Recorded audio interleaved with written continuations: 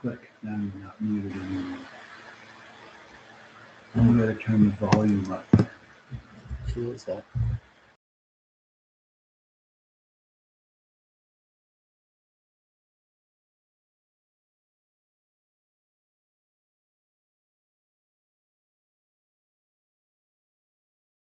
Interesting. I wonder why you don't have any volume.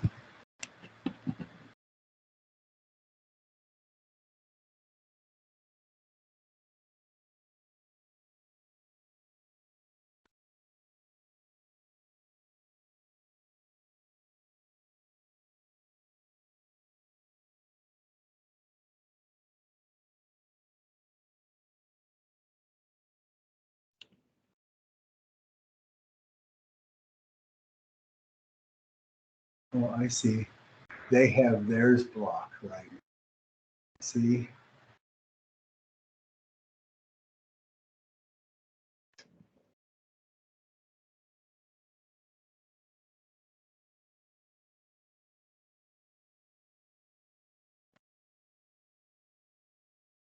For some reason it's saying it's unable to unmute. Go to the individual ones and click on those individual ones.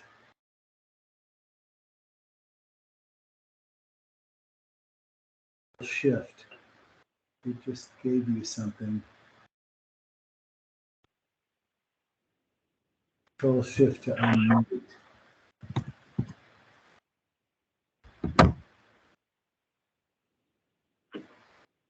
You see what it said? No. It comes up right here when you click on it. It says plus Control Shift to unmute.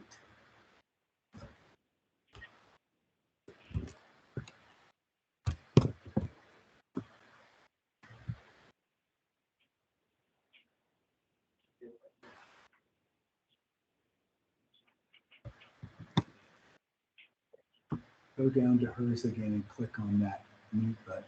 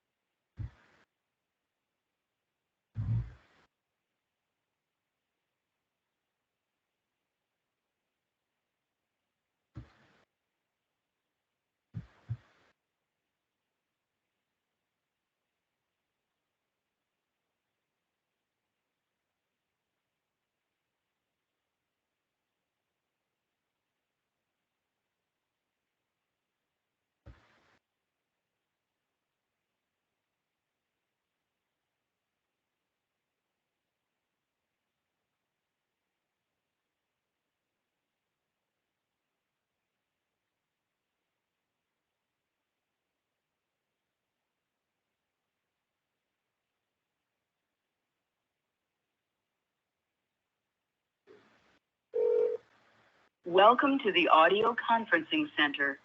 Please.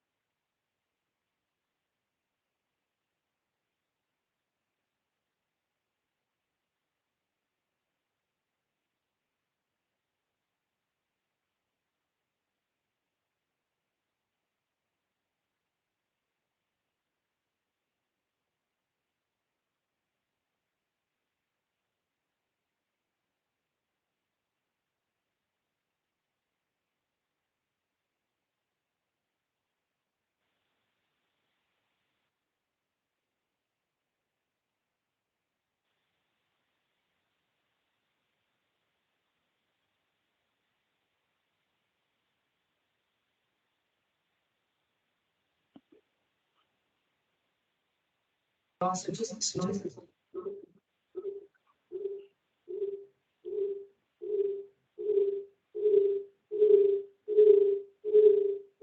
You've got audio on there too.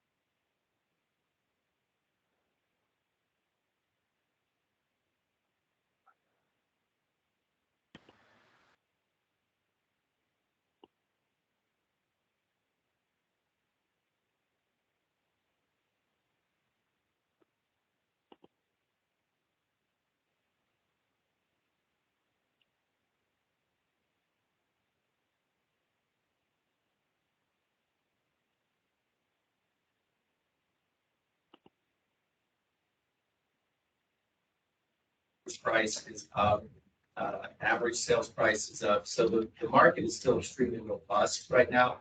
But I can tell you just from being in it day to day, we're seeing a slight slowing down to where this fervor isn't so crazy where people are emotionally buying. Now it's actually a really good time as a buyer because they have time to think about things. It was just out of control before.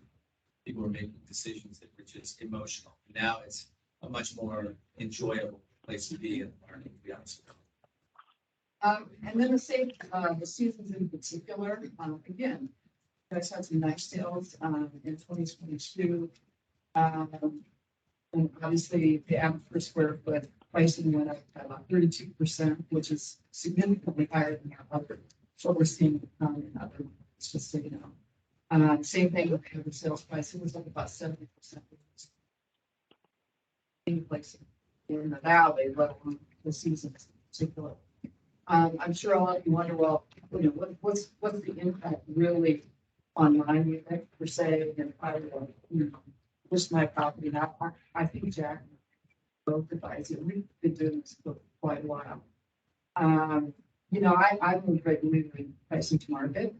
This year, you could have certainly said that I'm going to push on load. Definitely, you saw people buying it just, you know, sex. But I think you're going to definitely start to see, you know, a more value-driven and more balanced market. You may not see that for the next couple of months, but I think you're going to definitely start to see. And there's certainly interest rates will probably continue to trickle up. That's affecting us, but it doesn't affect the same. Lisa, regarding the average per square foot for the seasons, the average 2022, 790. There's a unit listed, and if you could update us. Yeah. 303 for 943 for 965,000. I hear what you say about being impressive. Do you have the update on that unit listed? I do. And basically what I'll give you kind of the list price of all three of those units. The list price for 319, which just came to market today, $918. It's a one bedroom. 303, 984 square feet is $981, and a 2 bedroom unit 607, probably the one that you're referring to, is at $1,128 a square foot. You know, I think that's what I saw aspirational pricing, aggressive pricing, above market pricing, or maybe they don't put it in sell. You know, when last year's true average was 78 per square foot in the season, I think that's really not. I don't want to say realistic because we never know. Some the buyer can walk in and, you know, buy it. But I would say if you're really a seller, you're probably still, let's say, 700 to 800 square foot, not 900. And that's what I was referring to is that now we're getting back to realistic. People are going back to the data, going and looking at comparative market analysis and saying, okay, well, based off of this, this is what it should be. And now you're going to see these properties sit on the market because the buyer is the smartest person in the room. They're not going to overpay unless they're just in this emotional frenzy. I would never advise anybody, if I was representing the buyer, to go that far above market value. It just doesn't make sense. That unit, we say no, it's the on market. And that's a direct statement. 303 of them. 607. 607. 303. 607. $1,100. 29. Oh, 1128. So that's kind of where the market is right now, everybody. We're delayed on this, but we're always happy to help. And still think it's a seller's market for sure. Until we start seeing that. Okay, one more. Thanks for your time. Thank you very much. Thank you. Julia, when we go to your, go ahead and turn my mic off and turn yours on. Okay, Q. Oh, no. Yeah. No, you're first. So we'll get a little update from Julia Hellerman. You're the president of your association. All right. Turn mine off. Okay. Do you have to turn your volume down, maybe? Okay. There we go. Sorry. Okay. Hi, everyone. Thanks for coming. This is our first, I can't remember these on top, in-person meeting since before COVID. So welcome. We're happy to have such a big turnout. I just have a few things that are kind of like housekeeping things on the president's report. Well, I want to say first, thank you to the East West, because it's always hard to come into a new building, especially one that has been managed by the same company forever, literally for the seasons. And it's been a lot for them to come in and learn our building. And they've done a lot of really great things in terms of like long-term thinking, saving us money, looking at building issues, keeping our building solid and in good shape. And so we just really appreciate them and hope to continue to have a nice relationship with them. So in terms of my stuff, it's nothing too super exciting. We did do an owner survey. If we want at the end, I'd be happy to go through it and answer questions, or if there's anything that anyone wants to talk about specifically that they, feedback on that you provided on the survey, I'd be happy to address those questions or comments. And again, I'm also happy to do at the end if people want. And also we're planning on putting together a response to the survey, just because of course you all don't get to see everyone else's responses, and I'm sure it's interesting to hear what other people have to say. And I also want to make sure we can answer questions or respond. Oh, that's okay. So I will, we can do that at the end. In the interest of time, I want to make sure that we get through everything else first. Electronic locks, we have chosen an electronic lock. Hopefully everyone got the information on that. I do realize that it's been a pain to get. That was just unfortunate timing wise. And, sometimes it's 9-10 weeks out, but in the long term, we still think it's really important to keep everyone consistent. So we're sticking with that lock. We hear it's the best one. And hopefully in the end, everyone who wants to have an electronic lock will be able to have one in COVID time, I guess. And I just want to quickly address the Alpine lock thing, because we did send out an estimate from Alpine Lock. You're by no means required to use them. They do charge a fair bit more for the lock than like Home Depot, or if you buy it online. It does come with a warranty, so that's sort of their reasoning behind that. And of course they can ask whatever they want and we can choose whether or not we want to use them. So we didn't mean to say that you have to use them, and you certainly don't. You can install it yourself. I know many people have. But if anyone has any other questions on that, please let me know. But we're hoping that can really help everyone. Yeah. What's been your experience? I'd love to get a new lock, and Alpine said it's months. Has anybody bought them online? So the relatively available. There have been a lot of people who have done a lot of searching, and if you're sort of like stay on top of it, they'll become available if you want to spend that much time doing that. But lots of people have gotten them. We've heard from many people, this is 9 weeks out, and then I get an email back saying, oh, we're able to find one at this other place. So I think it depends on how patient you are in terms of waiting for it and or spending the time looking around. If you do want to go the Alpine Lock route, I did speak with them yesterday. They've installed 25 in the building so far, and they have 2 in stock, 6 more on the way. Yeah, I bought mine here at Home Depot. They just happened to have them in stock. They're probably not in stock now. Yeah. I got lucky. I use it for my properties down in Mexico. And I just opened up the door for a guy. He just called me just now. I love it. It's great. I give him a code. I can put a code in and take the code out. Keeps 100 codes.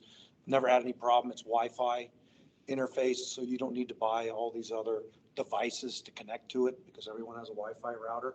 So it's a lot better, this device, than it is one of these Zigbees or one of these other ones where you have to go buy another box to connect up to. I've had no problems with it. I've had it for 3 years. They're great, actually.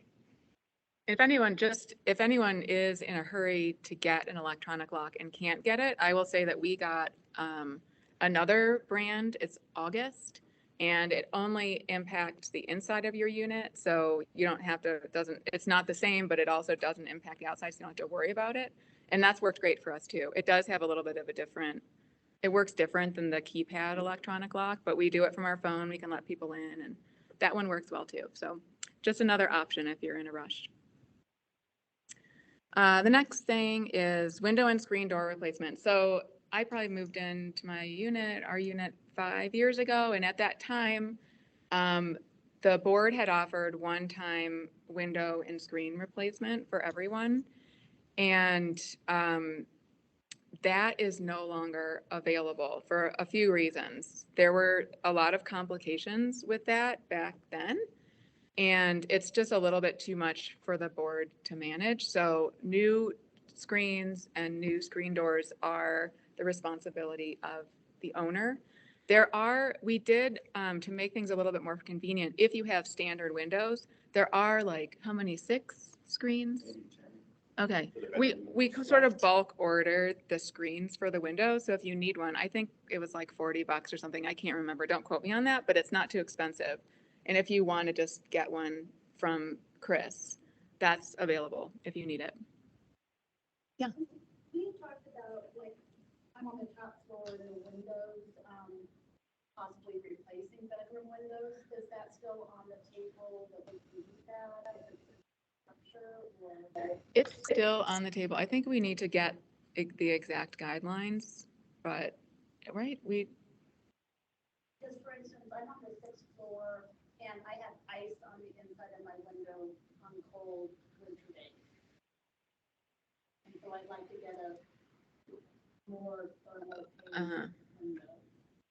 I think that we decided that if the, you can change the windows out as long as it's correct. I just want to make sure I get the go ahead before I do that. And you say no.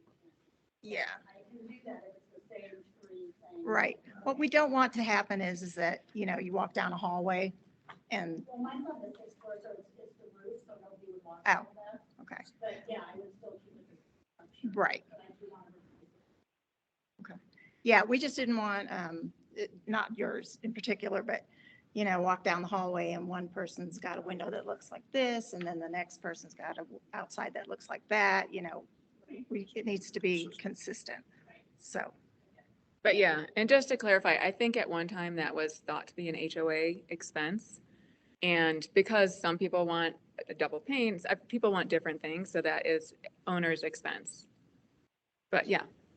Usually it's not a problem though for them to match all of the existing. Yeah. And that would be the primary guideline, is that it is completely congruent with the rest of the building. Yep.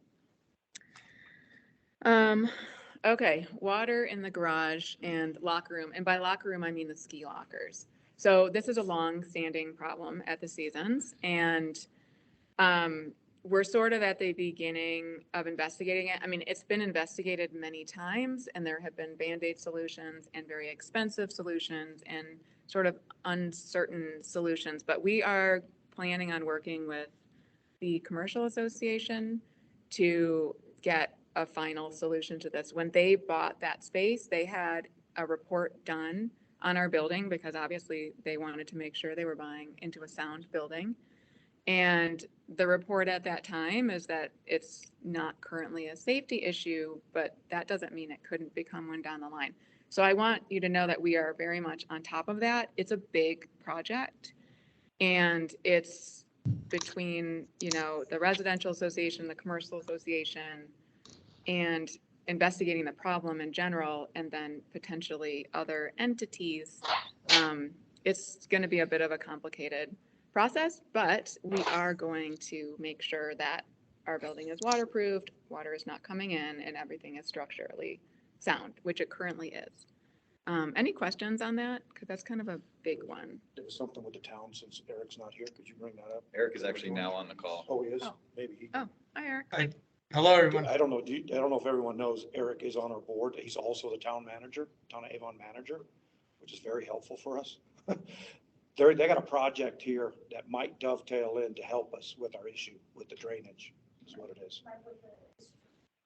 Exactly. Yeah. So I don't know if Eric, if he can elaborate a little more on that. I would want to turn. Okay. Sure. So the town's up. looking at Oh, is it not? Hang on a second. design for the Main Street Mall. And that process will probably take a year, and then it may result in rebuilding that path to be something more similar to the paved path that's the portion of the path with the pavers. So anyway, that whatever that design and that whatever work is done, I think can probably be coordinated with whatever needs to happen at the seasons. If there's some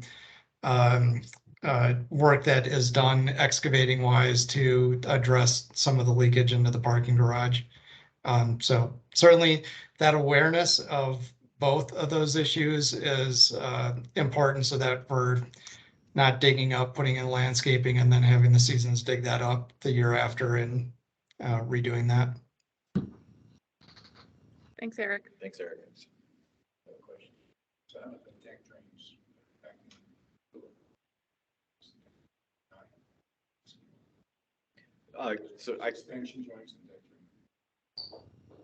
Yes, so one of the things that we're working on currently is getting all of the deck drains jetted out. There's about 40 or 80 drains between roof drains, deck drains, and I was just out on the north side today and they're not draining at all. So I don't think this has been done in quite a long time.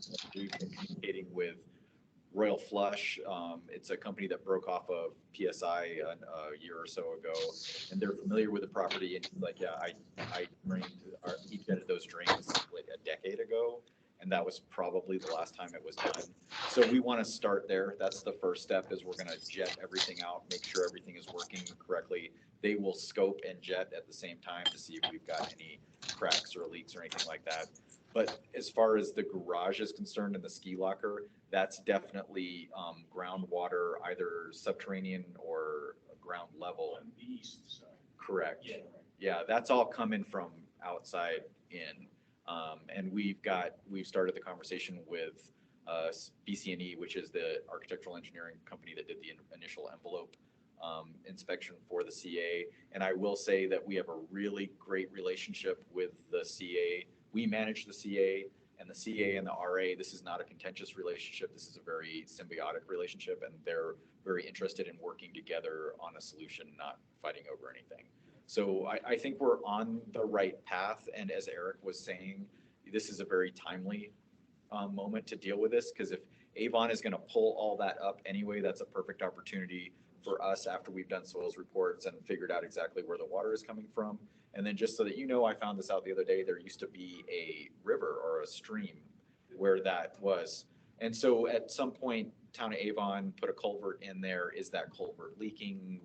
These are things that kind of need to be figured out. Like, is the water coming from snowmelt? If it's coming from snowmelt, we have some actions that we can take to get the snow, when the snow is being removed, to make sure that it gets as far away from the foundation as possible. If it's subterranean, then we'll need to address it at that point and take care of it. But if they're gonna pull all that up, that's a, you know, that's a win-win for us to go in there and waterproof and then put it all back together and fix it correctly. Like Julia was saying, they've been band-aiding this for years, and that's just not the best way to deal with it. Yes, ma'am. But until that happens, is there a way to Band-Aid the hanging insulation in the garage so that it doesn't look so ghetto? Yeah, yes, there is. Yeah, I mean, it's, you know, every time you leave the residential area, that yellow hanging thing by the leaf, it's just, Gross. it is. Yes, the answer is yes. And I'll just jump ahead real quick here. One of the things that we're looking at doing is renovating the ski locker area, because right now it's, you know, you go down a hall, everybody knows, you go down a hallway and there's, for lack of a better term, athletic lockers there. And so there's a triangle area next to the ski lockers, and we're looking at expanding that out and making it into an actual nice ski locker area. And the first thing I noticed when I was in there was there's insulation hanging, and there's insulation hanging in a number of places. So a part of that is leak driven, but we can fix that on a temporary basis, i.e. pull down the insulation that's saturated and looking horrible, look to see where the water's coming from, and then put replacement insulation up. That's an easy one for sure. Okay. Yes, sir. I did a proposal for that, and the result of it was only replacing the basketball. But I want a place to actually take your boots off down there and open it up so that both rooms were available. And there's drawings of that. And that was fully costed as well. Do you have any idea where those drawings are? Because I don't have. Oh, great. Yeah, if you don't mind sending those to us, because that would be awesome. That's exactly what we're looking to do, is expand that space that's just been collecting garbage for years and make it exactly like you're talking about, benches. You can sit down and take your boots off. In my perfect world, I would see much nicer ski lockers that would actually, yeah, you can't put much in. Exactly. When I was forced to go just to the one room, we had to shrink them down. They were originally 18-inch plates. These are only 15. Yeah, and we have some examples in some of our other buildings of really nice ski lockers. And my vision of this is that, because not everybody uses them, that we could offer it up to individual owners. You know, you could go for the A, B, or C version of the ski locker at your expense, you know, kind of a deal. So we're looking into all of that. I don't think that we'll have it ready by this ski season, just because of the amount of expense that's involved and contractors and everything else. But if you've got a document, man, that'll really help jumpstart this whole project. Flooring, found a product for the flooring that, because of the moisture in there down the wall, it kept the lockers away from the wall. That was where most of the rust was coming. Correct. And then like a treaded floor where the moisture stayed under the floor and would dry out, but you weren't stepping on it. Yeah. It was like a little mesh flooring that went through both of the lockers, with a hole in the wall about in the middle so that you could transit into a better area down. What's your name again, sir? Bruce. Oh, Bruce. So, and then the other, on top of doing that ski locker, the other thought that we had was to make that the primary ski locker for the whole building, because you have to go that way anyways to go to the lifts. And we could maybe potentially offset some of the cost of doing that ski locker by taking the west side ski locker and renting it out. That drawing included the west side, because the west side locker is very. Right, but we could take that west side locker and make it into storage space for rent. For other, yeah. Which would help kind of offset the cost of totally redoing the main ski locker, which would be on the east side. Yeah, and that would be somewhere that, you know, people give people the opportunity to store sort of valuable items, electronic bikes, paddle boards, that kind of a deal, that would be able to lock off. So that's sort of our big picture thoughts on our lovely garage, and we're following through on that.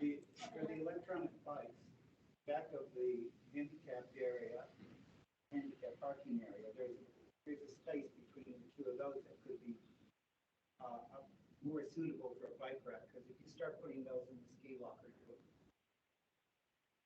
Okay. You could seal that off and have hanging racks for electric bikes, and that can be fully, secured by combination. I If like you have it. time next week, Bruce, I'd love to take a walk down there. Sure. Great, thank you. What if you can't lift your electric bike up? Yeah, that's an issue, huh? The girls.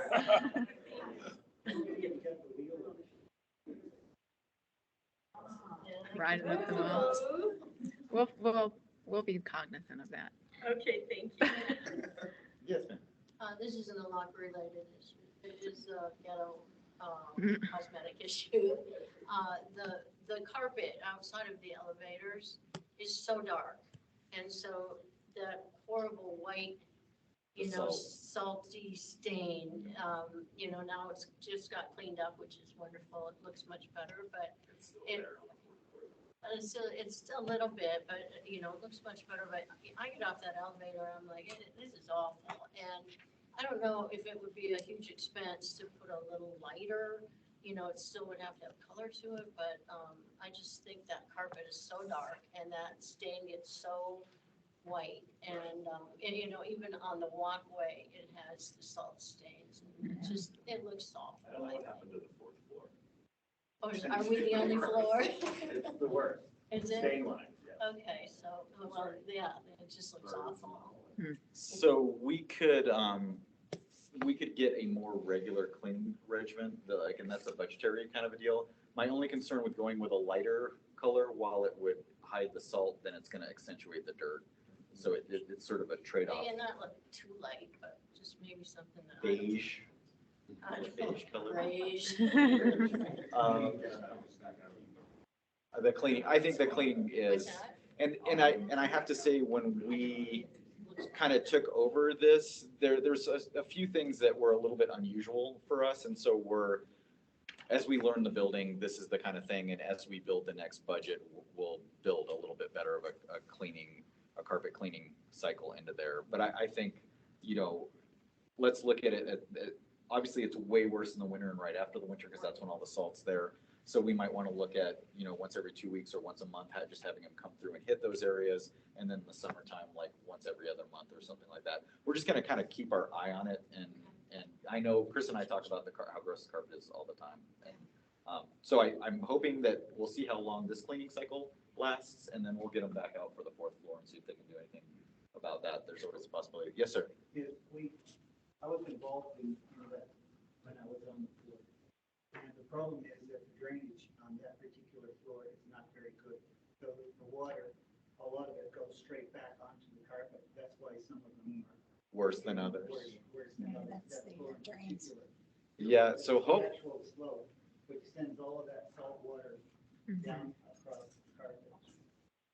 So are you saying it's sloping, or it's the actual drain's not working? Water's not running It's off. sloping, I think. There's a trench that goes along that could go out, but on that particular floor, for some reason, the slope Is isn't off. correct. To change that is really. That's a whole process. I don't think we're quite there yet.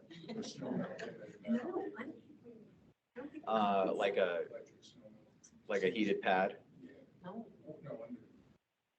Same as. Yeah. Yeah, because they salt the breezeway gets the salt water and goes, and unless they change that particular flooring to like a Pirelli rubber, which is more salt resistant than the stain resistant than the carpet. Okay, we'll look into this and see if we can come up with we got some good ideas here. We'll see if we can come up with a solution. Just to keep us on an agenda item, and I just want to be conscientious of everybody's time, I will say East West, we do have a hard stop at 4:30. So we're just going to get into our update. I'm going to let Chris go ahead and take over on. Well, yeah. I'm sorry. But no, it's okay. That's good. I just wanted to say, these guys do have a hard stop. I don't think we do as a board. So it's fine to stay here and kind of go over the survey or go over other suggestions and questions and all that aren't directly related to East West. Well, I'll be quick. I just want to talk about some projects that since we took over. And I think one of my biggest accomplishments, which just started this week, we finally have a package room for homeowners and long-term renters. I did send a quick email today. I don't know if you guys got that yet. So it's basically self-serve 24/7. Your owner code will work, or it should. If it doesn't, double check with me. Maybe it changed. If you want your code to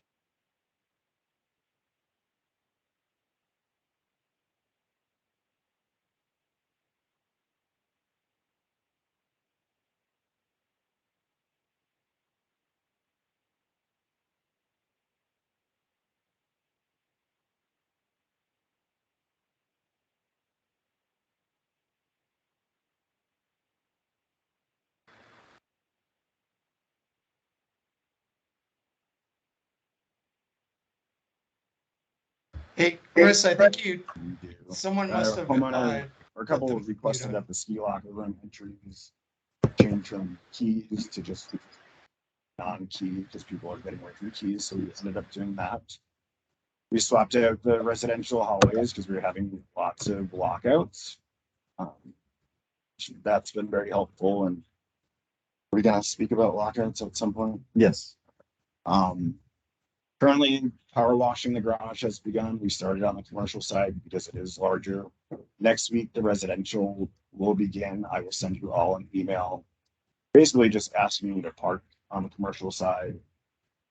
There should be plenty of blue square spots that aren't labeled. And if there's not, it's only going to take a couple days. Commercial association and commercial workers are aware it's going to be okay. So look forward to that. Building wise, we like ADT to do our sprinkler and fire panel, but it's not reasonable. They come from Denver. It takes them forever to get here. So we have swapped. We're still in the transition of switching to local companies for the sprinkler services side and programming and alarm monitoring. So that's underway. And then lastly, we got rid of Vail Honeywagon. It's been a game changer, at least for me, because they're, Vail Resorts used to pull those trash cans out and they would sit there, and Vail Honeywagon wouldn't always pick them up. Birds are scattering trash and are getting illegal dumpers. And so now we have Vail Valley Waste, and they actually take the big trash container out of the closet, dump it, and put it back in for us. So it's just been a lot cleaner on those loading docks, where at times they're gnarly. So I think it's been a big help. So that's pretty much it. I'm sure I forgot something, but those are projects completed up to date. And did you hit the doorknob? I think so. Okay. Okay. All right, I'll step in here real quick, and there's been a couple of questions from the people online. One of the ones that's coming up is that, I don't know if you guys saw in the Vail Valley Daily today, but they put out new rules, or they're putting out new rules on short-term rentals. And very timely conversation. Julia and Chris and I were just speaking yesterday that a few things come up in the building regarding short-term rentals, and we're thinking it's a good idea to have a one-pager, like a building one-pager that goes to all short-term rentals. Now, obviously, we can't control it because we don't do any short-term rentals there. We feel that we'll get good interplay with Vail Resorts because we have a really good relationship. They hold a majority of the rentals there. It's your one-offs that they just kind of do whatever they want, and we don't have a whole lot of there's nothing we can do about it. Like the iTrips, the Vacasas, they're kind of Wild West. So, but as a part of this new guidelines, Town of Avon is requiring that you put in a one-pager that lists Town of Avon rules and regs regarding short-term rentals. So we'll probably have a little interplay with Eric Heil on this one to make sure that our wording is right. It mainly revolves around things like noise ordinance, trash, being conscientious that there's other people that live in the building, sort of a stuff, the small things like that. So that's going to be coming down the pike in the near future. As far as upcoming projects, I'm sure you've all noticed that the garage doors and arms have been not functioning correctly for a while now. We have been battling this. We do have money in the reserve to put into this, and we do have parts ordered. We are playing the supply chain issue that everybody is on everything. That's why the exit arm is not working. We've gotten it working a few times, and then people come and lift it up and break it. And it's at this point, it's almost, if it wasn't so frustrating, it would be comical. But please know we are working on it. We recognize that this is an issue. We want to get this resolved as soon as possible. We've had parts on order for close to 6 weeks now, and we think that they're going to be coming in shortly. The other thing that we've got on our agenda for this coming year is asphalt replacement. So you've got those 2 asphalt sections at either side of the drive that goes up to the front entry. We have money in the reserve. It's shared between commercial and residential. It's really hard to get asphalt work done right now, and the price that I got kind of shocked me, the first one. So we're working on trying to get one other person to at least give us a bid. I know it sounds bizarre, but we're getting hosed with the Glenwood Canyon constantly closing because a good number of the vendors operate out of Glenwood Springs and Rifle, and they won't commit to anything if the canyon is potentially closing. So we are working on that. We hope to get that done by the winter, hopefully before the fall. Along that will come new line striping, and then as Chris had mentioned, we're currently pressure washing the garage. We started on the commercial space. We're working over to the residential. We'll start hopefully next week, and then we'll do fresh line striping on all the parking lines and handicap spaces when we're done with that. Ski locker renovation, as we had discussed, and going forward, we're hoping that that's going to turn to a really great asset for the community. One of the things that has come up, and it's been mentioned by a few people, and it's in the reserve, but there's not nearly enough money to cover it, and that is reskinning the stucco. The stucco is obviously very dated. The way that it was applied, well, it doesn't look awesome. And it collects a ton of dirt, and in the color that it's in right now, it just looks dirty all the time. There is the option to reskin the entire building in a product that is similar to what's going on over at the Riverfront Townhomes. It's an acrylic color infused product, which means you never have to paint it. Well, they say you never have to paint it. You know, potentially you could get 30 to 50 years out of it, and it's hard as nails. You can like rub a quarter on it, it'll rub the quarter out before it rubs the stucco out. Now, obviously, when you look at the Seasons building, this is not a small expense. We got Stucco Works out to give us a ballpark. Like, we want to be conscientious of everybody's time. I wanted to get a ballpark. What are we talking about? We're talking roughly 1 to 1.2 million is what it would cost to reskin the whole building. If that number is not daunting and we wanted to go down the rabbit hole, then we would get like real numbers put onto it, because it's not just the skinning, it's you've got to take all the light fixtures off and put them back on. There's a bunch of ancillary stuff that's going on there. But I think if we had a budget of between 1 and 1.5, like, we could probably get it done. But again, does the association have the appetite to spend that kind of money? Is the juice worth the squeeze, so to speak?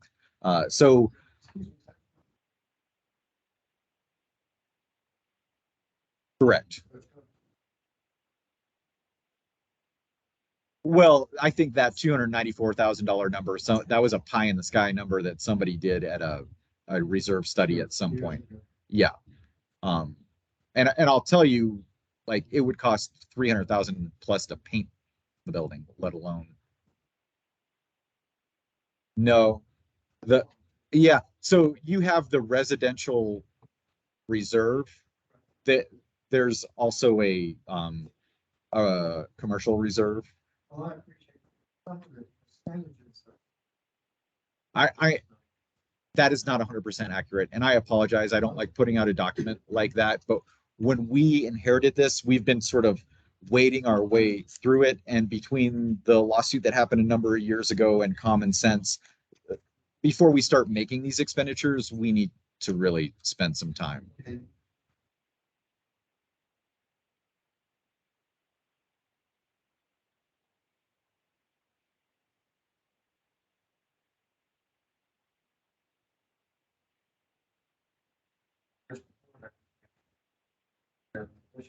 $1 million. That's 2.5. What's the additional? What was the additional for 2 years before? There's in the year 2029 and 127 for others, and 450 to replace the residential power. I can see where. Oh, that one thing, yeah. Okay. Let's not discuss the detail. My question is, there's no any balance on this, there's no, and I appreciate you raising it 10%. So I really think we really need to redo, have to get an accurate picture of inflation rate, cash balance, funding expenditures, and then balance. We're looking at if a flat roof, which again, I'm feeling better, but if that today's cost, if that is correct, is that 1.2 million? Looking at some pretty heavy, not just funding, but we're looking at some major capital expenditure assessment. Yes. And I have to say though, anything 10 years out it's really hard to predict. Number one, what your lifespan is going to look like 10 years out and what the cost is going to be 10 years out. But I appreciate where you're at with all of this. And it's part of, as we've taken over the association, okay, we've got our feet underneath us, understanding how the building is running. And now we're in the process of looking at what the major long-term capital projects. Generally, we're looking 3 to 5 years out as reality, as far as what costs are going to be. Because we can't, like 10 years from now, what the roof's going to cost, it could be 1.2 million, it could be 2.7 million. Like that number is really ambiguous. Correct. That's the current value of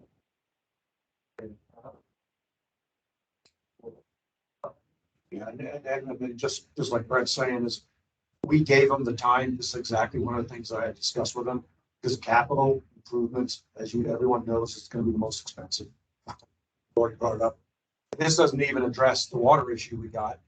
So we're going to need to update that reserve report and talk about all the factors.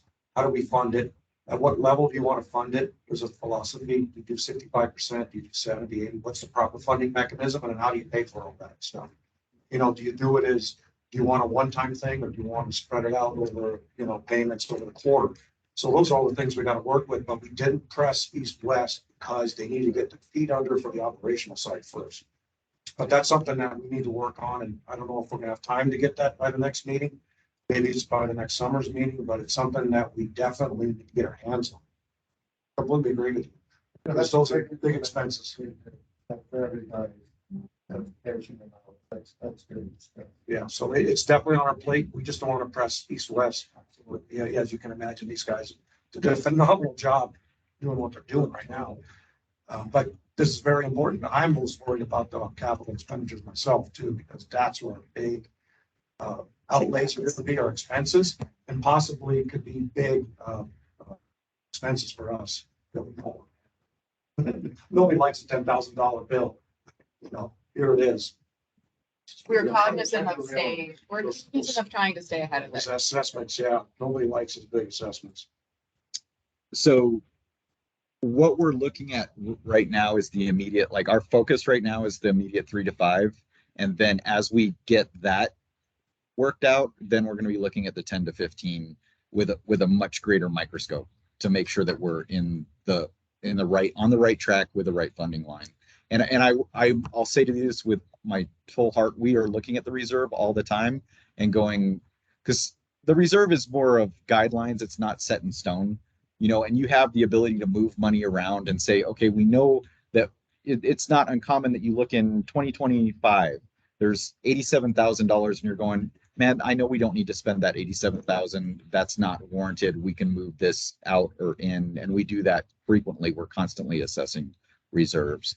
But our focus in the immediate is the next 3 to 5 years. And then once we have a greater idea, then we'll get into that 10, 15 year mark. 20 years is almost pointless because you just have no idea what's going to happen.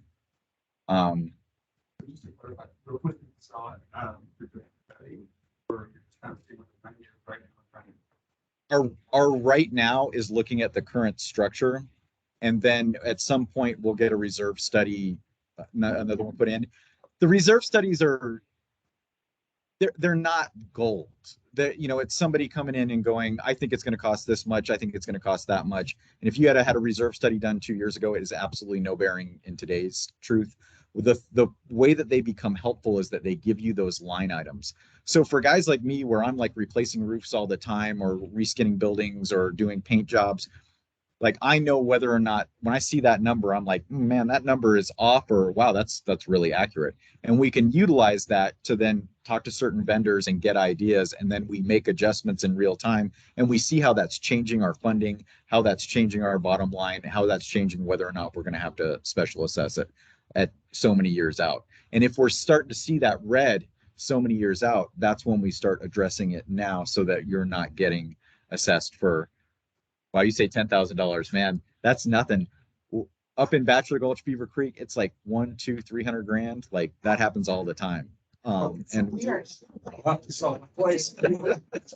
so not to freak anybody out, it's a completely different world up there. They're either townhomes or single family homes, but like the special assessment world is very ripe within our like what we do within our accounting. We deal with this kind of stuff all the time. So if the temperature of the association is we want to avoid that, and the way that we're going to avoid that is to make sure that our assessments are in line with our expenditures, then that's what we'll do. And we just work within our team and then with the board to get there. I'd say this is a very critical document in potential purchaser. Yes. 3 to 5 years. Start running. It's the value. Absolutely. I mean, as a buyer, you know, the first thing you would do, right, is find out what are your reserves, what's in your reserve account. Good against the building. If they have no reserves, you're pretty much assured you're going to be getting hit with something big. You know, I would take that as a buyer for sure. Does the commercial side plan to play into all this? As far as we know, it's they. Well, he's got a little update on the commercial association. And they do help. Yes, Okay. but you know, for something like, just say for the building facade, it's up to them whether they, you know, we have to approach them or they have to approach us and say, hey, we've got this in mind. And obviously they may or may not have an appetite for spending the money on something like that. So, I mean, they're great to work with so far, and I feel very confident that it's, but there are always going to be those things that we want to take on and vice versa. And I just want to say too, just interject really quickly, in the past, this ownership, which has changed quite a bit, has always wanted to avoid special assessment. And so just know that that's where we are coming from. Certainly, if that changes, it will, but I think the DEAS board are always looking at like maybe bumping up the reserves sooner than later, rather than special assessing. So that could change if that's the desire of the ownership, but that's where we're. I have a couple of questions. The first is, when was the last time you had a special assessment? So this was 2 years. 2 years ago. Is that right at the beginning of COVID? Right. You sure did. Sure. I thought it was. We had a special, no, I'm sorry, I thought you said reserve study. Yeah. As far as I'm aware, the only, Special assessment was it was a commercial. the commercial color change. Yeah. And that was, and I think that special assessment, that was a situation where the word is, and it's a different commercial association, a different board, is there was a bit of pushing from the commercial association. It wasn't necessarily the desire of the residential association. We had issues with the roads. Yeah. My input to you, it's my experience with the color, acrylic stucco, you won't even get 20 years till you have to reskin or repaint. It's just the color, just how to just phase out what you do. The other thing you need to recognize is this was one of the very first tilled up concrete constructed buildings in the state of Colorado. And part of the reason the skin is the way it is you think about concrete construction, Home Depot, for example, you didn't have 6-story buildings. They did everything. So on the stucco, the amount of gaps, the amount of just offness, if you will, which is likely why force forward, doesn't slope right. That's why the expansion joints in some cases, instead of a couple inches, are about 2 inches. That's why. So to go reskin this, I think you're gonna get into a real mess once you pull this one off and say, oh, my gosh, I have no idea they towed up concrete panels. Well, they wouldn't remove existing, they would skin over. But it's, Well, because the other thing that you run into, and I found out this out the other day, they didn't use like hardy backer. that's correct. They used Didn't make sense. interior drywall That's as their correct. exterior. That's correct. Yeah.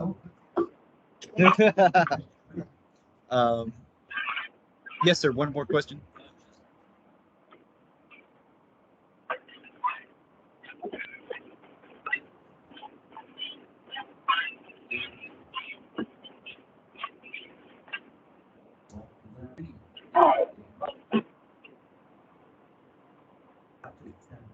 The conversation we're having is about aesthetics, but there's damage on the building. It's not, I know what you're saying. If you're like in a seaside environment or something like that, it gets behind. It's not like that. Most of the damage that exists at the Seasons is from impact and then poorly done repairs. Here without skipping. Yeah, you can repair it. I mean, So is there a bid to just repaint the building? Because it seems to me, maybe my eyes are failing. It seems like this building is different colors. it is. Your eyes are not failing you. It's intentional. Originally, right, yeah, originally the colors were based on, they were actually much more brighter and much more alarming than actually. So winter looked like winter and summer looked like summer, and the panels were done that way accordingly. Well, I'm talking about the different colors. That's what, no, they weren't done that on purpose. Yeah, yeah, before that it was worse. I mean, before that, we had like purple, I mean, seriously. I mean, before that was roundabouts, and when somebody was coming into your place, you just would say, look for the ugly painted building. That's where we're at. Salmon. Yeah. Okay, so moving right along, just looking at our 3-year plan, we do have in 2023 we've got luggage cart replacement and entry door replacement. These are things that are on the reserve. Again, getting back to our earlier point, if the entry doors aren't broken, then we won't replace them. But if they need to be replaced, then we have the money in 2023 to do it. Luggage carts, that's something that you kind of always need to be replacing a couple anyway. They just get beat up and tore up. East side. East side. Yeah. Yeah, I think we've been messing with that for a while. No, you're talking garage level. Yeah, and I just know it's gonna wear that motor out. Right. Maybe that one sooner than later. Yeah. Yeah. Is that the garage? Yeah, into the vestibule. It just really sticks.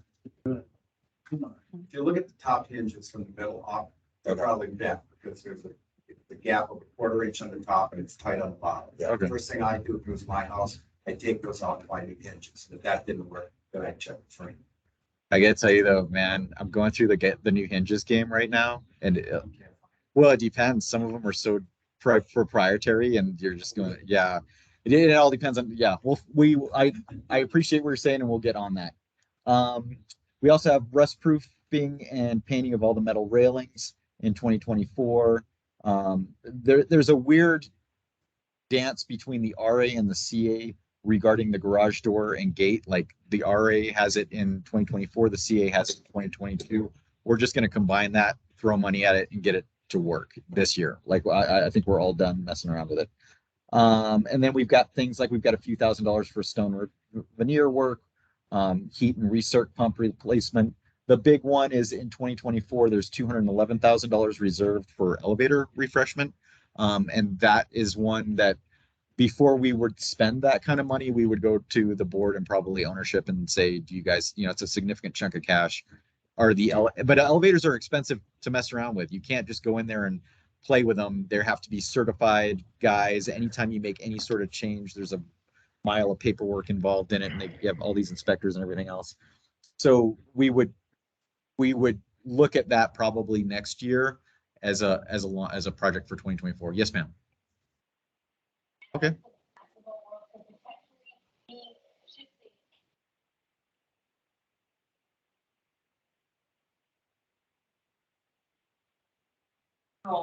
Is that loud? That was a violation that I had to fix. Like, that's code, basically. But what I don't get is why no other elevator in the entire world is that loud. I don't know. There's another one. It's called the East Side. That one's just as loud. It's two. Oh, they have switched it because it wasn't, but okay, but I mean, it's Yeah. like you go anywhere and. I don't, what beep are you talking about? When it changes floors. It's just on the other side. Yes. Yes. It's so, it is so loud, it's not gentle. So you said like beeping when it gets to every. Yeah. I'll have to go in there. West. I can inquire to see. I know, I talked to the guy, but I just don't forget. I just don't get why our building is different than anywhere in the world. We're special. We are. Special. It might be acoustics. I don't know. No, it's a lot of. It's so I will, just to give you like what we go through annually, the elevator gets inspected by this independent state-run company, and they give you a list of things and they're like, you have to fix these or we're going to shut you down, kind of a deal. So then we take that over to TKE, and TKE fixes it according to what the recommendations were. That's who we're contracted to. Yeah. It's hard to. It's a monopoly. Yeah, there's I looked into switching to Otis and it just was. And I think they switched to Otis once upon a time and it didn't work out well. Yeah, you'll find there's no magical vendor there. Everybody's got their issues. And it's unfortunate. It's always seems to be the west elevator goes down. Oh, it's the one that got flooded twice. You understand. Well, is it?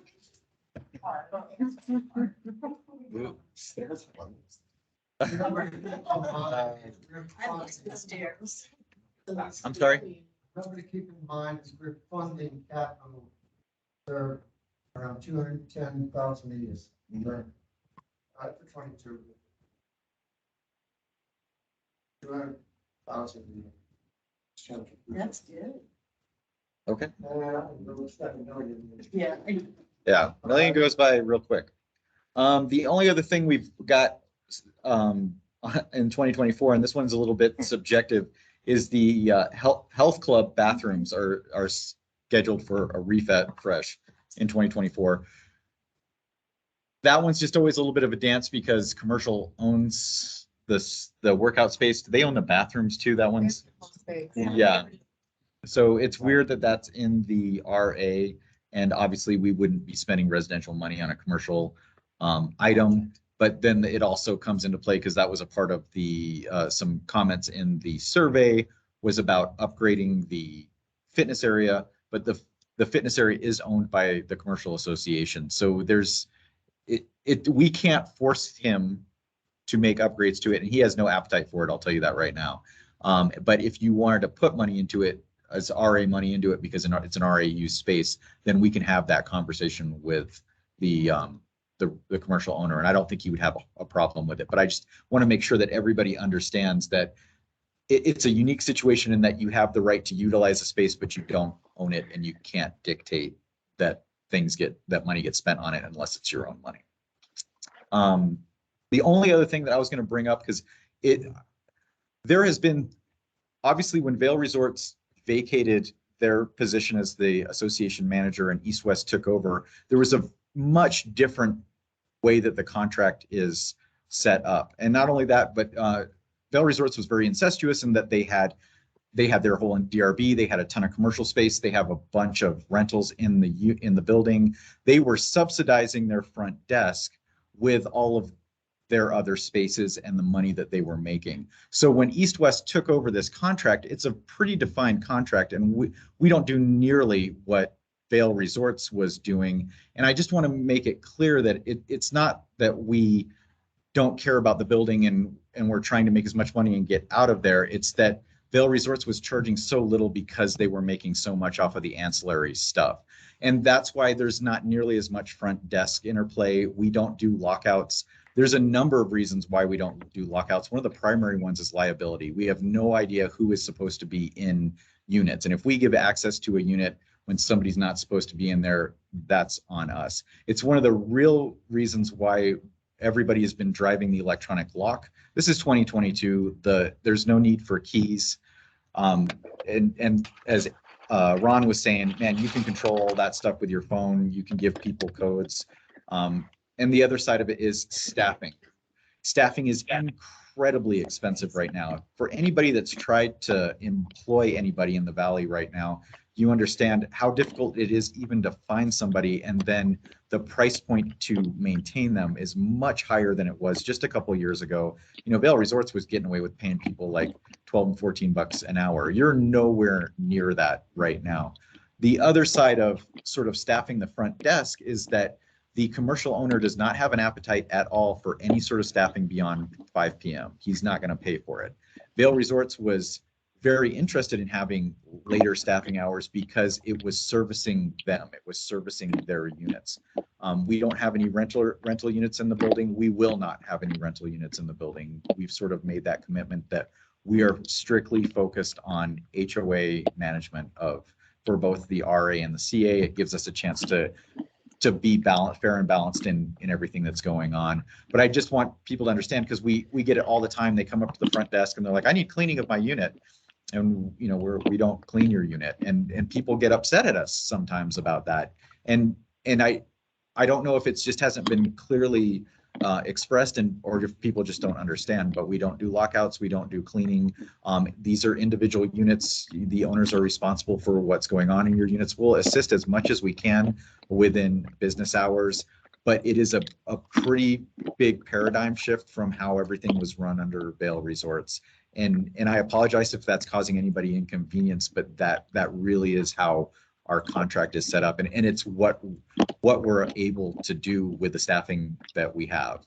And I will say that even 7-day-a-week staffing is challenging. If you look at our staffing budgets, it's quite a bit more than it's ever been in the past. And to that point, if it got to the point where like we must have, you know, front desk beyond 5 p.m., we can always explore that, but just to understand that would 100% be, that extra time would be 100% be borne by the residential association. And I think if you really bore down into the numbers, you'll see that it gets pretty expensive really quickly. So I just wanted to kind of put that out there. And again, I apologize if this has caused any anxiety or inconvenience with any of the owners here. Yes, sir. Approximately of rented by owners on their. I know. Which town they want to catch that, but give us an indication. We know that there's 20 Vail Resorts units. It's about 15 homeowners I've run through third party rental. So 35%. Yeah, and then another, I don't know, at least 25 that just rent on their own. Oh. So 50%. Yeah, I'd say half the building. Short-term Okay, rental. well, facetious, at least we have the Rocky Taco sign in the elevator. So maybe someone asked me to fill up those slots. We should. I know. I eat there almost every day. I mean, $3 for a taco. I mean, they're good. You can't go wrong with those guys. They're awesome. That's all that we have as sort of our presentation. Yeah, no, someone else to provide data on what's going on the commercial side of the building, because there's a lot of activity now lately. So as you know, East West, our corporate is taking over the west side. That's being built out. Constantly apologizing to those who live on the second floor between units 201 and 208 primarily, because it's been a struggle with start time. So I'm really sorry about that. They're about Just wait until the end of ski season. That would make all the difference. Right. But to start on President's Day weekend, that just sucked that they were pulling the grids out and pulling the insulation out. And so after that, every single morning when Tim has his meeting, about 6:45, 6:50, I can do the minutes for his meeting. I can tell you exactly what they're going through. Right. Yes, I apologize. I talked to him numerous times. We have an agreement that if it's ever gonna be loud before a certain time, he needs to let me know so I can send him an email to homeowners and just say, hey, unfortunately, tomorrow I might be extra noisy a little bit earlier. And that happened maybe once in the beginning, just. We started working with him directly. That's what happened. Oh. I felt like you guys kind of didn't want to deal with me. And so I built a relationship with him. And I just started going down anytime it was an issue. Mm-hmm. And in exchange, he had a lot of construction questions. Like he didn't understand where the gas lines were, and how they ran. So he and I did a little report thing, and I said, I'll help you, you help me. But it still would have been nice if you just waited till April. That was out of. I know, it's not you, it's your corporation, but if you could have just waited till then. I mean, you really ruined the ski season for us, to be honest, you really did. I mean, to start on, and again, I know, the past history, but even the guys in the past that we had issues with would work with us on that kind of stuff. I know it's not in the decks. I know you don't have to do it. But, but once you pulled everything down from the ceiling, you got a little thin piece of metal and you got about 2.5 inches of concrete. That's all that's there. So anything you're going to do, we're going to hear. I appreciate that. And again, I apologize. There's only so much we can do, but I want to make sure that you don't feel that we don't want to deal with you. Like every time something comes down, we immediately go over to like Tim or John Hollerman with RA, and everybody has their agenda. Everybody's got their scheduling and everything else. And you're just going, please, please, please. Cause when that conversation is happening from you, we are not advocating for East-West corporate space. We are advocating for you as the homeowner, but I can't turn things off. Like if I go over there and say, they're like, we've got subs scheduled, like everybody's stacked up on each other. I'm sure you understand how construction works. And we're like, you've got to chill out. And they did in the beginning. I think the very start was, I'll own that was problematic on our part because we weren't involved in the initial discussions about how it was going to start. They were taking Town of Avon guidelines, and Town of Avon guidance is 7 a.m. to 7 p.m. is your noise, like construction noise thing. And so they had built their schedule based on that. So then when we went to them and said, you can't start until 9, they about lost their minds because that was going to stretch it from this ski season to next ski season. And there's leases and there's all kinds of stuff that goes into play. So I appreciate what you did. I thank you for like taking the time to develop that relationship with Tim. And I hope that was helpful. I think it's always helpful when the person that's being affected by it and has the wherewithal to go down there and say, dude, you're killing me here. And if that has helped get rid of that in some way or shape or form, I'm glad you were able to do that. And again, I apologize. I think we're October. Fingers crossed. But it'll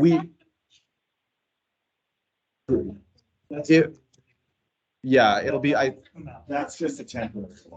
Yeah, correct. No, yeah. I think it's even glass. I think it's like a glass. It's actually open.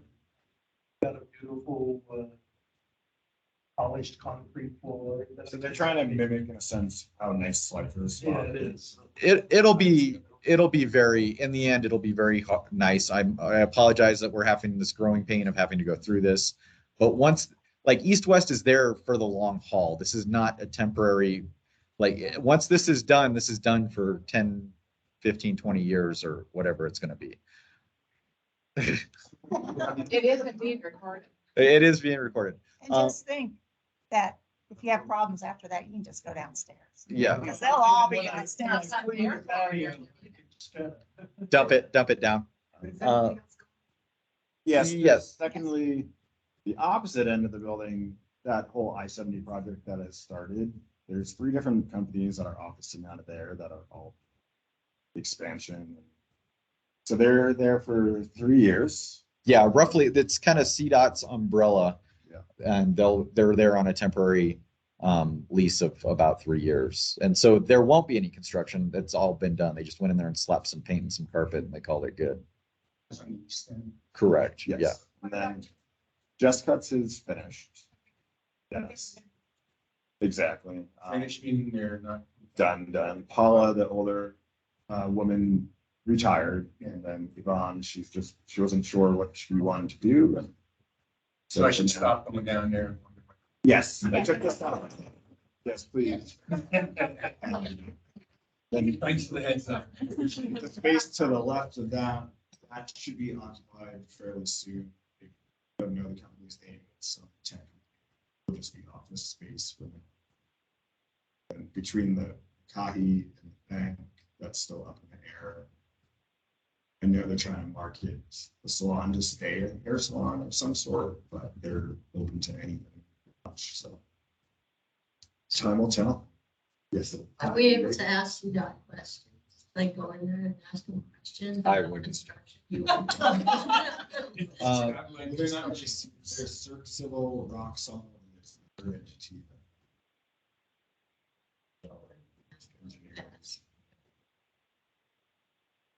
Do we allow construction year round, Christmas, New Year? What about the commercial association? How does Commercial doesn't really have a guide. Commercial has nothing in their decks whatsoever. They can do this 365 days a year. 7 a.m. to 7 p.m. Yeah, subject to Avon's. Subject to Avon's restrictions. It's always been that. So there was one, oh, and then the DRB, the Bell Resorts DRB, they moved from their big space to a little tiny space over on the northeast side. And at some point between now and October-ish, that Bell Resorts space will transit to something else, but it hasn't been, it hasn't. Yeah, possibly. Fortunately. potentially. Depends on what they do.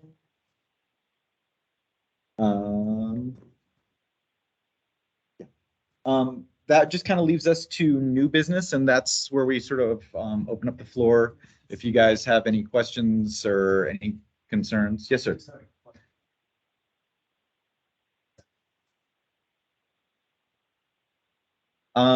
Chris, Yes.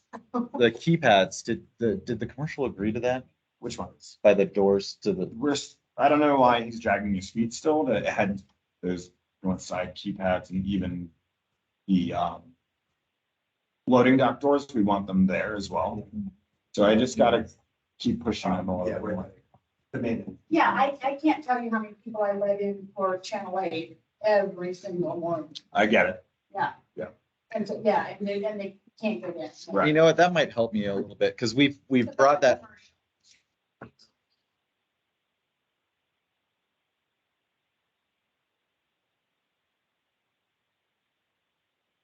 No, to go around the front because they think they're at the front. Exactly. Yeah. No, every update that I send him every 2 weeks, it's part of it. Just, Why is he dragging? I don't know. Scott Terrabin, yeah. Yeah, it's funny, some stuff he's super responsive to. We just had commercial just sent, Pegasus just came around and took a bunch of pictures and said that we want this, and this fixed, and we're like, okay. But, you know, sometimes things go really quickly and sometimes they drag their feet. I will say that that's an important one to us as the management company, because we were trying to get away from keys all over the place. So we're gonna keep pushing that until we get the right answer. Have a good wedding. Thank you all.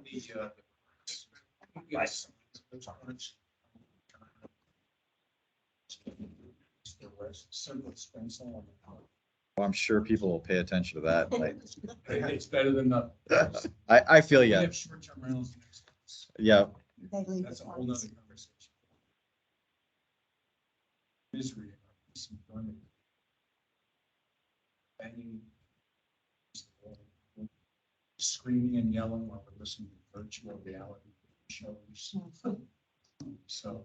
Can we talk about that for a second? You mind going to get that one? No, we just bought 520 2 years ago, October. And he and I dabble in real estate, we own stuff in different types of buildings. And I'm just trying to understand the culture, and I hope I don't create chaos in the room. But I found between boards, residents, you can have a separation of what you want to grow up. When we look at this building, is it intended to be residential? Is it intended to be, it's an open question. Do we want to have vacation rentals? Do we not want to have vacation rentals? Because it kind of touches on the comments about having somebody with death. Some of the buildings that we've owned properties in before, we would move those costs into rental. If you want to have rental stuff, put a fee on top of what you're doing in terms of your rentals. But it helps me to understand from a residential perspective, do we want to have short-term rentals? Do we want? I'm curious where we are. We did an analysis right before COVID, and out of the 104 units, there was roughly 45 or 46 that were rented, but 10 of them were long-term rentals. So there was actually only 35-ish or so short-term rentals. And I think the history of the building is continuing to evolve that way, where there's fewer and fewer short-term rentals and more people that it's their second home or their primary residence. You know, And I think the Seasons has always been designated as a condo, right? That's what it was from the very beginning. So that short-term rental aspect of it has always been there. Now, there's no excuse for that. Yeah, there's no excuse for that. And I'm not even sure what the fix is to that. Maybe this page will help that with rules. 611. Two dogs, they're there, dogs barking. He totally single weekend. They have a really bad. It was turned. Turnkey. Yes. It's like a night board. Yeah. It's like a. Yeah. It's like a frat room next door. Yeah. Every- And I think when you get into that Wild West, I think you called it, type of management from those companies, that's where you really run into the problems. I think that like a Vail Resorts, where they have people that are in the valley that are in the building, it might be a little bit different. I don't even know. Well, I don't- the thing is, I don't mean to interrupt, honey Kim, but Yeah. I have some rentals down in Mexico. What they do down there is they have a rental impact fee. Short-term rentals. So that helps mitigate some of the costs for the people that rent short-term, because it's not fair to the owners, it's not fair to the long-term renters. There are additional fees that should be charged, should be paid for this and managed properly. And I think what we need to do is do an inventory of all these rentals. I'm a long-term renter. If you guys ever have any problems with my guy, I've rented since I own the building. I've never short-term rented it. Possible I might do it down the road, but we all got to be cognizant of all the owners here. That should never happen. I mean, we got rules at 10 o'clock. If it's not, they kick them out. Well, they But to see, this is what we need to do, an inventory of all these guys. We need to have somewhere where owners can go to, because it's not right, really. And we need to get this under control. And if they don't follow us, I think we have the power to find the owners, because you don't have any recourse against the renters. It's, we're gonna have to go to the owner, and maybe it's $200 a night, or I don't know what it is. But we'll have to find these people until they come into compliance, or we just tell them you can't rent anymore. I mean, that's the reality. If that's what we want to do as owners, we should do that. So I have to step in here. I appreciate where you're going. I sympathize with you, but when you start getting into usage changes, you have to do a declaration amendment that requires a 67% vote of the membership, and you can do that, but you can't. The board can't ban short-term rentals. We can get into an enforcement policy. We've sort of discussed that. The town of Avon has just, with this new thing, and maybe Eric, you can speak to that a little bit. And really appreciate hearing all the stories, because the impacts from short-term rentals, nobody wants that. So the town of Avon, and I'm going to back up a little bit with the history. long before the internet and VRBO and Airbnb were short-term rentals. And back in the day, you could go classified that member post, and that's how you find out about it. So about 2010, I was the town attorney at the time, felt that we needed to at least understand what the short-term rentals were, and we did a short-term rental overlay district and required everyone to get a business license. And that was the first big step towards the town of Avon, at least knowing who is doing short-term rentals and making sure that the town is collecting sales and stats. Over the last several years, these types of stories, we've heard that in many different places around town.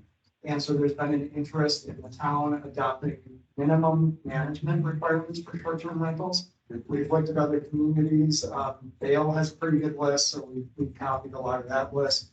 But it would require every short-term rental to have a management contact person that can be on site within an hour or two, someone who's actually in the area. List of rules like no nuisance noise, no noise after 10 o'clock. They provide parking, they can provide information to the guests. And we're working through some of those administrative, how to make it practical. Like we're envisioning that there's going to be a list of rules that you have to put on the inside of your entry door so every visitor can see what those rules are. Now, council just adopted first reading Tuesday this week. Second reading is July 26th, and that ordinance will be on the town's website. We're sending out notice of that ordinance to every short-term rental license holder. Because this is new licensing requirements along with new fees, the fees are going up from $75 to something I think between $350 to $500 depending on the size of the unit. We're planning that if council adopts second reading in July, that we want to have as staff in 3 months to work with all the short-term rental license owners to get them with a new TV, to get them up. If there's going to have to be like carbon monoxide detectors, which is all that health safety welfare stuff. So there's going to be a need for a few months to ease that in. The goal is to have everything in place by November 1st. So when we go into the next season, all short-term rentals are at a higher level of management. Now, to what you brought up and to what was recognized as what's practical is the HOA. Within that, there would be provisions for any renter to complain if there's something not provided that was advertised, like if it was advertised with parking internet that's not provided. There would be that same place for anybody else who wants to complain about how the short-term rental is conducted. The town, community development department would be able to receive those complaints. We would investigate it, and we would have the ability to either do fines and or suspension or revocation. I think likely what's to happen, because we try not to be regulatory heavy-handed in Avon, is that there would probably be 1 or 2 warnings first. If it's the general run-of-the-mill dog barking or noise, it's something egregious, might take immediate action, but a couple warnings first, then maybe a suspension. You can't do short-term rentals for 30 days, and then if it continues to be poorly managed, then maybe it's revoked for a year. Last thing I would add to that is that we are looking at some potential limits on short-term rentals, but right now the thinking is that the town core area, which would include the seasons, wouldn't have a limit, and we might look at limits on short-term rental licenses outside the town core. So more information to come. We're trying to get that all on the town's website. Everyone's input is very welcome and it's valuable. And so, hear all the stories of good and bad with short-term rental is I have 2 hats on, is why I think that's interesting to hear. Eric, what's the position on the police now? As far as, can we call them after midnight or 1100? You can always call the police. Okay. Period. And how, in the town of Avon, how are they handling that? Well, they show up, and the first time they're firm and friendly about be quiet, and they come back, someone's probably going to jail. Because hearing his stories, he may not be aware that opportunity is there. I'm aware of it. I'm just among the planning commission also, so I just didn't want to be that guy yet. First hear my grievances amongst all. There's that spot between police and one of the police level. Is that? Yeah, so experience. And to that, this is why it's good. I mean, we've got the general ideas, but that's why it's good to hear these details. what should happen is you should be able to have that local manager's contact number from the unit next to you. And when there's a problem, you call that manager and say, hey, there's a problem. And that manager knows who the tenants are because they did the short-term lease. And you can contact the short-term renters and say, complaints, you gotta knock it off, or the police will be coming in 10 minutes. I called the owner and just, next time I see him, I'm like, no, really? So we're trying to get on the town level, we're trying to get a system in place where those issues could rise up to complaints, that eventually could rise up to suspension or revocation of license if someone's just not going to do it. Thanks. And some of those Wild West companies are, they're gonna have to rethink the way they do business because they're gonna have to have somebody that you can call. Well, it's not only that. Airbnb. So I do it myself, I rent myself, and I manage myself, my unit. So I do not have a management company because a lot of them charge 35, 40% as you know, right? Why do I need to pay them? Because that's all my profit, so I do it myself. So in some cases, we gotta remember, it's the owner that is the managing entity too. A lot, especially nowadays.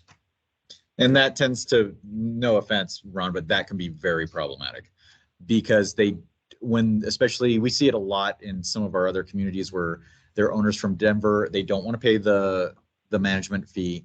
And so they can't respond. They're in Denver, something goes south and it could be something like a water leak and they have absolutely no way to respond. They don't have the relationships with the vendors to get somebody up there right away. And it can be rather disastrous. I feel for you. That sucks. And I know for a fact you try and get Vacasa or Turnkey to do anything and it's absolutely impossible because the guy who checked them in had to go to his job as a waiter at the Ritz and he can't get off. This is like totally serious. He can't get off to come deal with it. And so he just doesn't turn on his phone. So I don't know, you may be aware, East West has a huge hand in short-term rentals. And most of what we do is Bachelor Gulch, Beaver Creek, or Vale. And we have a manager on call system, and we respond within 30 minutes. And that's the way it's designed. That being said, we are very lucky in the seasons to be in this position that we're in right now, in that the town of the town of Avon is enacting these policies because the legislature just put out this change to the responsible governance policies. And you guys may not be familiar with this term, but it has to do with how you can enforce and fine people. And somebody in the legislature jammed this thing down the legislature. So every HOA has to change their responsible governance policies by August 9th. We're working on it. It's kind of behind the scenes. It doesn't even really affect you guys because you have to do it. And we've got it all covered. But they've made it so difficult to find people on an HOA level. Like if you don't have your responsible governance policy changes in by August 9th, you cannot find anybody. And then after August 9th, the fines structure is so ridiculous. There's like a 30-day waiting period, and then you have to give them the opportunity to object to it. And then there's like 7 days that you can do something about that. And then another 30 days, it turns into like 3 to 4 months before you can even give them the first fine. So what Eric is talking about, threatening their income, that's the meat and potatoes of this. This is how you're going to get people to comply. If we try to fine them $200 or $400 or whatever, and it takes us 3 to 4 months to do it, it doesn't matter. If the town of Avon is saying, if you don't comply, we're going to suspend your license, that's going to get people to like really perk up and think about things. And in cases like yours, where you've got a repeat offender, we can use them as the guinea pig and just hit them right off the bat. As soon as the laws go into effect, just start making those complaints like immediately. And you have your first offense, your second offense, your third offense, and then however town of Avon takes over. And then, no offense, but it takes us out of being the bad guys. So it kind of helps us too. But, I mean, for Eric, I guess for my thing would be, if they're in a license, how do you enforce it that they don't rent anymore? How do you know? Well, you'll have. I guess, but how do you know if they don't have a license though? Well, so from neighbors and from online, if anything's done online. In the town of Avon also checks the online. Well, see, that would be good. That's what I'm saying, is there a mechanism that anyone says, this guy rents this, has his short-term rental license revoked, then we can go look, then we know right away. So that's what I would anticipate, but in any regulation, I appreciate it somewhat like a speed limit. And if the speed limit's 65, are we finding everyone who drives 66? Probably not. Are we going to catch the guy driving 150? Oh, you bet. But so that's the mechanism. So we are, so I would encourage everyone to follow it. And if you're have an interest, it's really helpful for us to get comments. You can submit comments by emails. I know for staff and the town council that that's very valuable for them to get that input. We have a company now that it be short-term rentals for 3 days. You, the owner, pay $500 a year that goes to a tech company that traces it and helps you. They answer compliance. Zero compliance. 700. Well, that's an irrelevant number. Quantity of rental units. Probably, but it's to tremendously deeply eliminated neighbor complaints about parties. So when you say they answer the compliance questions, what do you mean? Like, how does it work? The fees collected go to a third party, make sure, check to see if you're in Airbnb and see who is relevant, not from, of course, state taxes, whatever. We have a sales tax. Right. The complaints go to this company, I don't know the minutia, we're not going to do it. We have our own public safety, so it is. It's tough to call your neighbor, the investment company, or whatever. But there are methods for that. But my point is, we, I believe,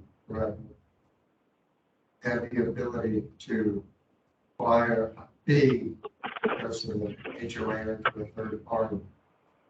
A couple goes later. Short-term. You would have to do a declaration amendment to require that fee. Well, it's because you're an association and it's a usage thing. So it's not a big deal. I mean, it costs you $3,000. You run it through a lawyer, but again, you have to get 67% of the ownership to vote on that, which is totally doable. But if you've got 40% of your building renting, you never get 100% of the people to come out for something like that. And we're happy to, I do declaration amendments all the time. If that's something that the ownership would like to do to maybe try and get a little bit better control over the short-term renter situation, we could certainly look into that. So what I was saying earlier, rented homes kind of all over the world. It's always a security deposit. Years ago, it was for damage. Nowadays, it's noise. It's if you left the place overly a mess and never did the dishes for a week or 3 nights, and you lose your security deposit. I mean, and it's not a credit card. It's that usually has to be paid in a bank transaction. Because credit card, you go and you call Visa or American Express and say, I'm disputing this. You may get your money, but it may take you 6 months. Where it's an ACH. Oh, American Express will never give the money to the property manager. I know that for a fact. Oh yeah, I've had $10,000 worth of damage done. Right. So the problem with that though is that that's the unit owner would get that money. The only way that if you had a vehicle to fine them, then technically they could pay the fine out of that money, but that wouldn't ever go to the association. No, but what I'm saying is that shouldn't deter the average renter. Sorry. I mean, make it high. I rent $14 million homes and I am appalled at how people act. You know, you're talking $100,000 a week and it's just, people are gross. I'm sorry. They can do whatever they want. Yeah. I think your best bet, honestly, is to look at a declaration amendment specifically around short-term rentals. It's a little bit of a crapshoot because you might get, because so many people rent, they might push back against it and it might not pass. But it would give you, if nothing else, it would be a $3,000 way to be a little bit of a wake-up call to the people that are short-term renting and the impact that they're having, to the point that this is causing issues for you, you know. Sounds like the town is putting something in place for the neighbor, call the town and, through the board, let the owner know, hey, you're pushing was on this now. But it sounds like it's gonna be in November, if everything works right? Everything should be in place by November 1st. Yeah, we'll let Avon deal with it. And see what happens. Since Eric's here and you're there, I wanted to bring it up so you understood the importance of it. I do. I certainly do. And this is not the first time that we hear about this kind of thing. I will say, not to be a jerk, but you are in a condo building, you are in, you know, so there's a certain amount of that that's going to happen no matter what. But if you've got people beating on the walls on a daily basis, then there needs to be a vehicle of a way to deal with it. We're on the 3rd floor. Figured on the 6th floor. It's going to be great. I'm sure. Not gonna get flooded, not gonna have no issues. No. So what's your question? I've lived here for 30 years for plus, so it's my home. And a home works out better with the community. So yeah, this whole, what you're dealing with, I've come and seen it all. So I'd rather have more community. So if there's a mechanism that can gain respect, because we have, we're not Bachelor Bulge. Sorry. We're gonna need to take care of our place, so there's a peaceful way to do this. It sounds like they're talking. So I think the town, what the town's looking at is gonna be an avenue that should help, and it's something that other places have already done. I'm also a believer in educating and getting the information out, and so if that's more postings in the elevator and to the unit owners and repeated, not just to the owners, but to the visitors, I think that's helpful. And I'm, as one board member, I'm open-minded to what might be possible in amending our declarations. I think that's, knowing with our board meetings and how we study stuff, that's more on the 6 to 9 month process. But I'm open-minded to looking at that as another tool. What about for long-term? That was for short. All the long-term, basically, over every year. So, again, it's like a whole, are you seeing, kind of turn over? So everything we talked about at the town level with licensing short-term rentals would not apply to renters. I think on a town level, it's, nuisance, noise nuisance, and like potential police. I think on a owner community level, if you're living next to a owner that's renting to a bad tenant, then I would hope that you contact the owner and address that. I have properties elsewhere that I've rented both long-term and short-term, and the worst tenants I've had have been long-term. So it's not always a guarantee that long-term is good, short-term is bad. How much would it cost to have a times through person like this place that we did? $100,000 a year. Yeah. By the time you get done paying salary, all the benefits, and if it's an overnight, you're gonna have to hit them with an extra, like you gotta pay them more. You're Like to a contracting, like how to get the same kind of. Well, it's like you're saying, it's doesn't matter if we pay or we contract out. Yeah, have someone overnight is going to have is going to be equivalent of 2 full-time positions to be able to have it 7 days a week. Plus, you got to allow for vacation and holiday days, so that's you're hiring 2 full-time people, and even securing your with yeah, I mean, and when I say $100,000, that's on that's just to kind of end the conversation, because that's the minimal side of it. Like when we're paying, it's $50,000 just to have somebody who's not qualified, who can't deal with conflict and stuff like that. Your front desk people, that's $50,000 a year. So when you're talking off-duty cops and stuff like that, you're in $75,000, $85,000 a year. 1.5 of those humans. And realistically, what are they going to do that a cop wouldn't do if you were calling a cop in? And if they are an off-duty, whatever, they actually have no authority whatsoever other than. I mean, if you can find one for cheap, let's talk about it. Maybe we could put a club in and like hire them up. Okay, is there anything else anybody wanted to discuss while we're kind of in the new business, wrapping this up? Yes, sir.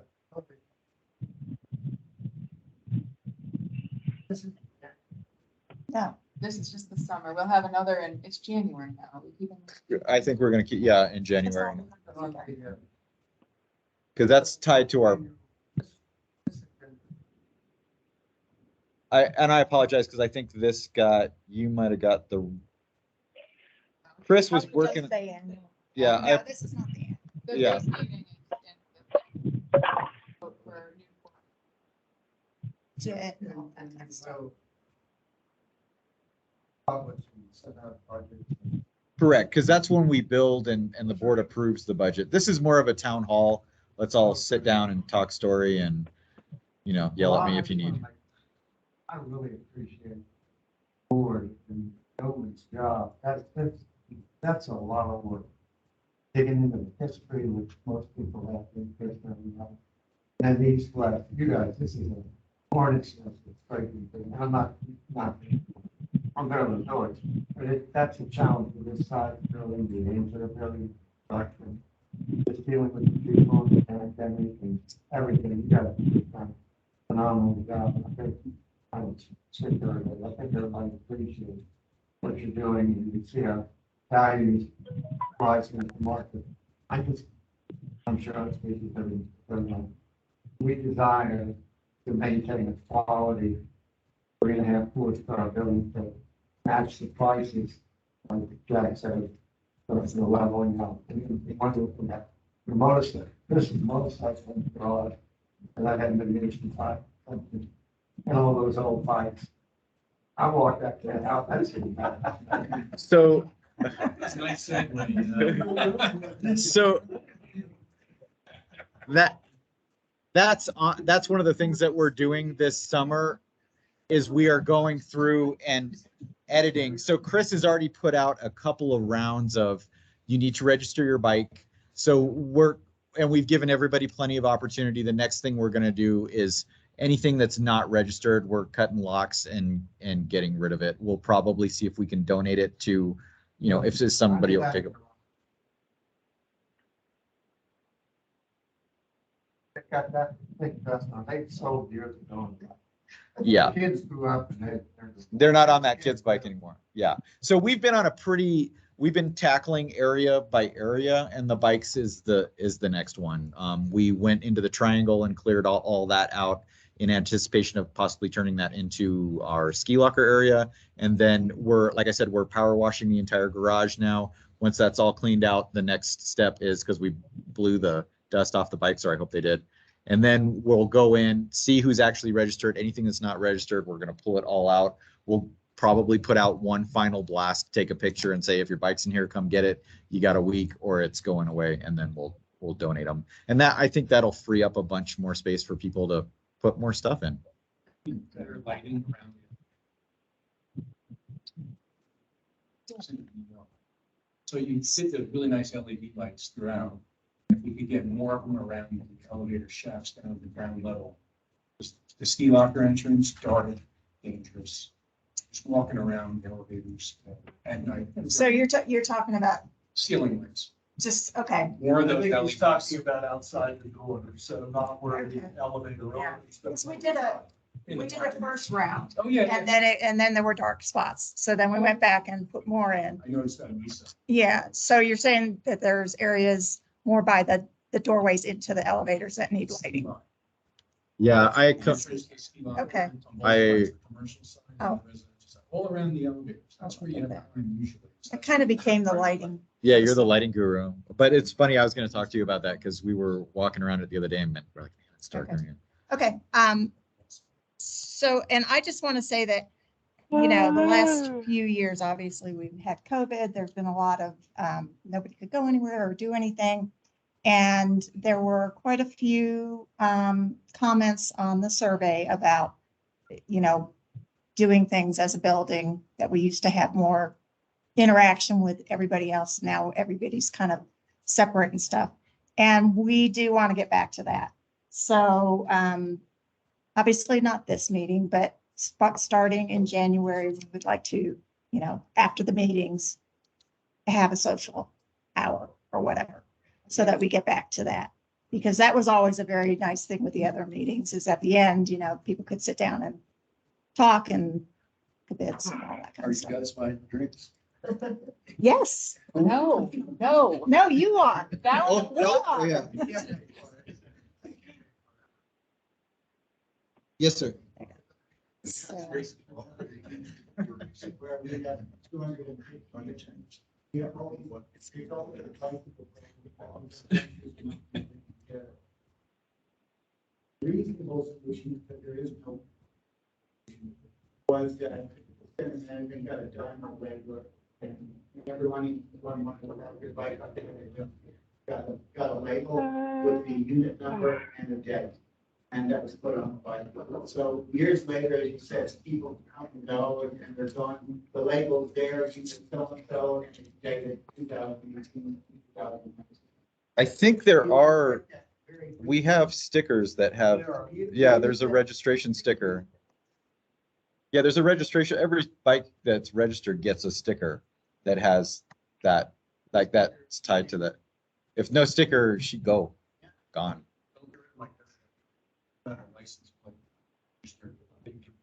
Oh, okay. Keep that in mind. What color is it?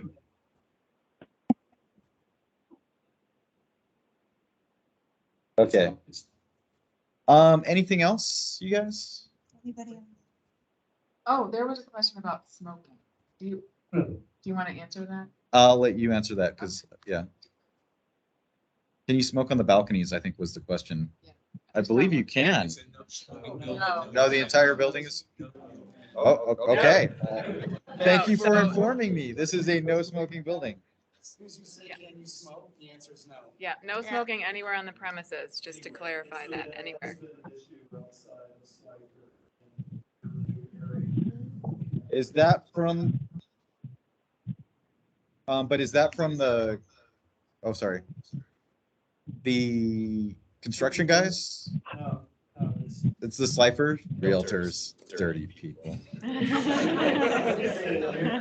Okay, thank you. I'll, Yeah. okay. Smoke those guys out. No, 100%. Well, Oh, you can. no, I have a major bane with cigarette smoking, so, no, well, yeah. Recreational too. Yeah, there are times we're sitting on our balcony, I'm like, I feel high. Rocky Mountain High. Yeah, I'll put out an email to Slifer and let him know. And please, on stuff like that, feel free. It's not a tattletale thing, but if you're like, hey man, there's guys smoking down in Slifer right now. If you shoot me an email or Chris an email, we can walk over there and not to make people feel bad, but we can catch them red-handed and be like, hey dude, you can't do that here. You know, maybe you didn't get the memo. Like I'm telling you now, you can't smoke. I love to tell people they can't smoke. It's one of my favorite things. Okay, guys, if you don't have anything else, I'm gonna go ahead and step out. If you guys want to continue or whatever. Yeah, I feel like there might be some more questions I'm sure we might need to answer.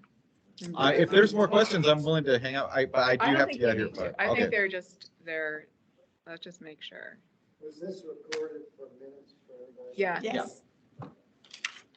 Yeah, do you send that out to everyone or? I'll have Emily, well, because this is I'll talk to Emily and see how she's planning on doing that. I just know that there are some owners who could not be here who were hoping to see the recording. Okay, perfect. I will figure that out. Thank you, everybody. I really appreciate your time. It's always nice to get in front of folks. You know? Oh, wow. Thanks, Brett. Well, maybe we should answer these questions offline in an email. Well,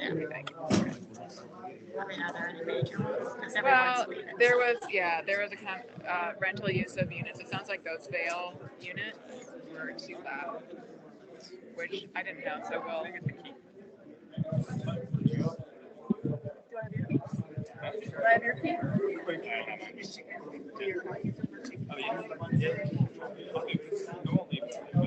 Is that the other half of the?